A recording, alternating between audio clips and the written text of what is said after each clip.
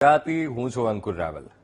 પોરબંદરના દરિયા કિનારે ઇન્દ્રેશ્વર મહાદેવનું મંદિર આવેલું છે અને પ્રચંડ તોફાનમાં માછીમારોએ ભોળાનાથને પોકાર કરતા ત્યાંથી શિવલિંગ પ્રગટ થયું હતું। લોકોમાં આસ્થાનો ઉદ્ભવ થયો એટલે પ્રાચીન મંદિરનું સ્વરૂપ વિકસ્યું। અહીં દેવરાજ ઇન્દ્રએ ભગવાન શિવની પૂજા કરી હતી એટલે શિવલિંગ ઇન્દ્રેશ્વર તરીકે ઓળખાય છે। આજે દેવદર્શનમાં ઇન્દ્રેશ્વર મહાદેવના દર્શન કરીશું અને જાણીશું મંદિરનો રોચક ઇતિહાસ।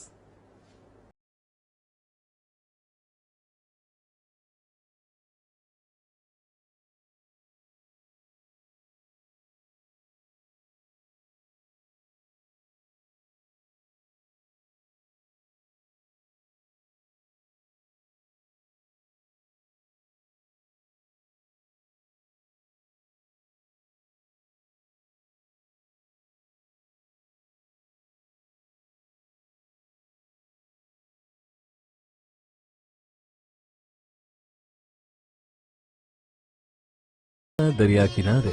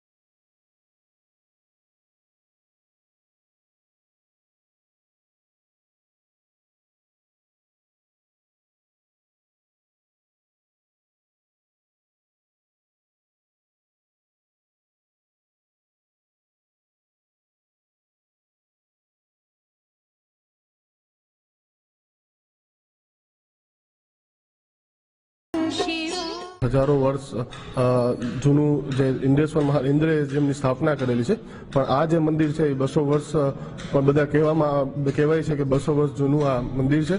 અમે ભક્તોની તો આમ જોઈએ તો રેગ્યુલર ભીડ ટ્રાફિક હોય જ છે, પણ હું દર સોમવારે અહીંયા આવું છું, જેમાં કેમ કે મહાદેવમાં અતૂટ શ્રદ્ધા છે। તમામ ભક્તજનોને અતૂટ શ્રદ્ધા હોય છે। મહાદેવ એમની શ્રદ્ધા અને માનતા બધા લોકોની પૂરી કરે છે। નમસ્કાર। હા, બધા એવું કહેવાય છે કે બધા જે ભગવાનમાં જે અતૂટ શ્રદ્ધા રાખે છે અને જે પોતાની માનતા અથવા મનોકામના લઈને આવે છે, તો મહાદેવ એમની મનોકામના કે માનતા પૂરી કરે છે। પરંપરાગત માન્યતાઓ મુજબ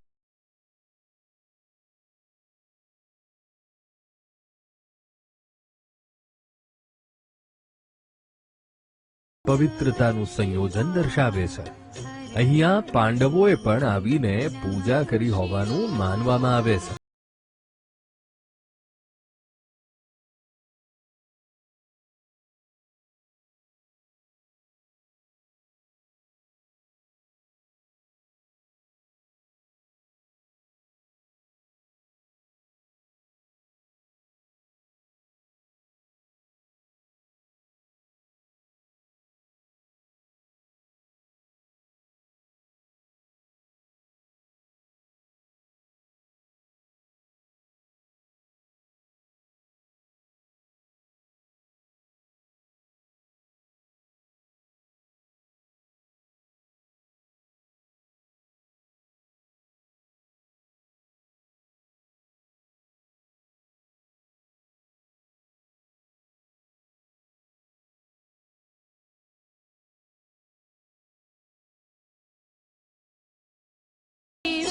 શનિદેવનું મંદિર છે, હનુમાન બાપાનું મંદિર છે, રામ ભગવાન છે ને અહીંયા આવીને બહુ શાંતિ મળે છે. સવારે આવો દૂધ દહીં એનાથી પૂજા કરી જલથી ને બહુ મગજ સ્થિર રહે ને શાંતિ મળે છે. શિવલિંગ છે એ કોઈ સ્થાપના કરેલી કે નથી, એ સ્વયં ઉત્પન્ન થયેલી છે. ઇન્દ્રેશ્વર મહાદેવના મંદિરે લોકો પિતૃ તર્પણ કરવા પણ આવે છે.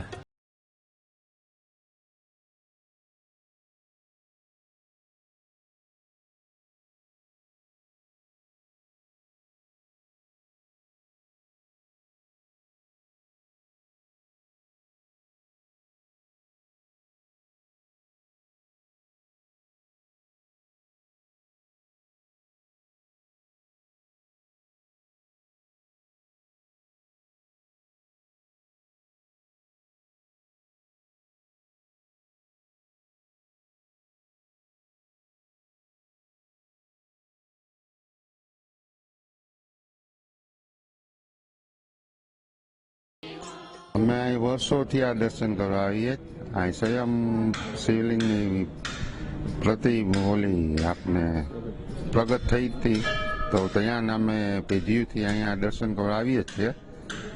અમને વર્ષોથી અહીં પૂજા કરીએ છીએ. રોજના ડેલી સર્વિસ આવીએ, સવાર સાંજની આરતી પણ કરવા આવીએ રોજના. ઇન્દ્રદેવે અહીં પૂજા કરેલી છે. અહીં દરિયાકાંઠે આવેલું છે પોરબંદરમાં. અહીં સ્વયં રામનું મંદિર છે, હનુમાન દાદાનું મંદિર, શનિદેવ દાદાનું છે. બધાની દર્શન કરીએ અમે બહુ ધન્યતા મળે ને સુખ શાંતિ મળે, સમૃદ્ધિ મળે. દાદાના દર્શન કર્યા વગર અમે કામ ધંધા ઉપર ચડતા નથી. અમે દર્શન કરીને જ નીકળીએ અહીંથી. રોજ ડેલી સર્વિસ.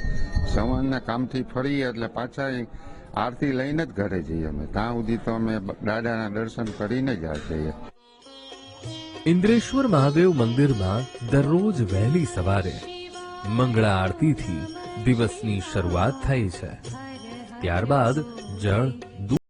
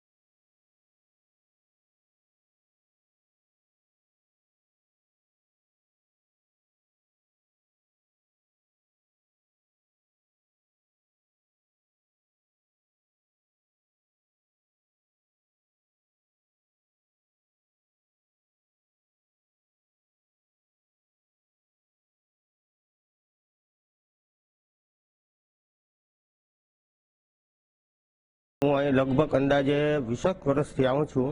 અહીં દાદાના દર્શન કરી મનને તૃપ્તિ અનુભવ થાય, શાંતિ મળે તથા અહીં શિવરાત્રી તથા મહાશિવરાત્રી તથા શ્રાવણ મહિનાના સોમવારે મેળા ભરાય છે તથા અમાસ શ્રાવણ મહિનાની અમાસ હોય ને ત્યારે પણ મેળો ભરાય તથા ચોમાસામાં અહીં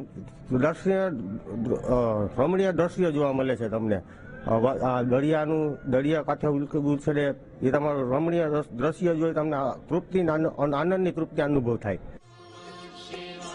મહાશિવરાત્રી ઇન્દ્રેશ્વર મહાદેવ મંદિરનો સૌથી મોટો ઉત્સવ છે. આ દિવસે હજારો શ્રદ્ધાળુઓ રાત્રિ જાગરણ, ભજન કીર્તન અને વિશેષ અભિષેકમાં ભાગ લે છે. શ્રાવણ માસ દરમિયાન દર સોમવારે વિશેષ શિવ પૂજા યોજાય છે. નાગપંચમી, પ્રદોષ અને કાર્તિક માસના ઉત્સવો પણ અહીં ભવ્ય રીતે ઉજવાય છે. હું અહીં પોરબંદરમાં આવેલા દરિયા કિનારે આવેલ ઇન્દ્રેશ્વર મહાદેવ મંદિરમાં પૂજારી તરીકે મારી સેવા નિભાવી રહ્યો છું. આ મંદિર 200 વર્ષની આસપાસ બનાવેલું છે અને આ મંદિરની શિવલિંગ લગભગ હજારો વર્ષ પહેલાં સ્વયંભૂ સ્થાપિત થયેલી છે. કહેવાય છે કે આ મંદિરમાં ઇન્દ્ર દેવે પૂજા કરેલી છે અને પાંડવોએ પણ આ મંદિરમાં પૂજા કરેલી છે.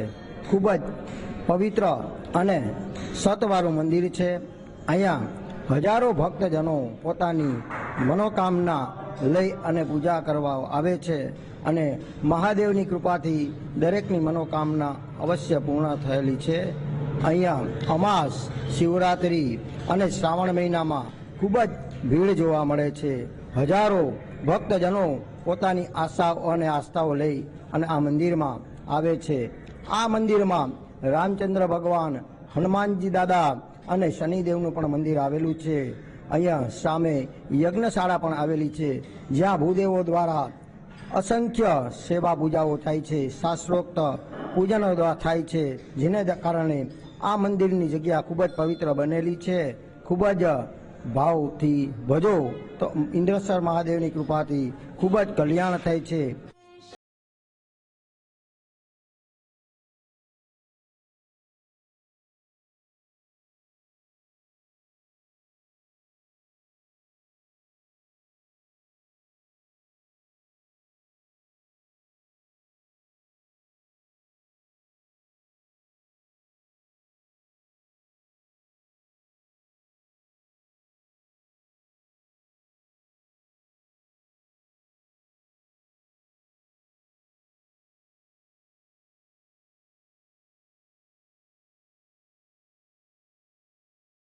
પરંપરાગત વિધિઓ અને સાદગી, અખંડ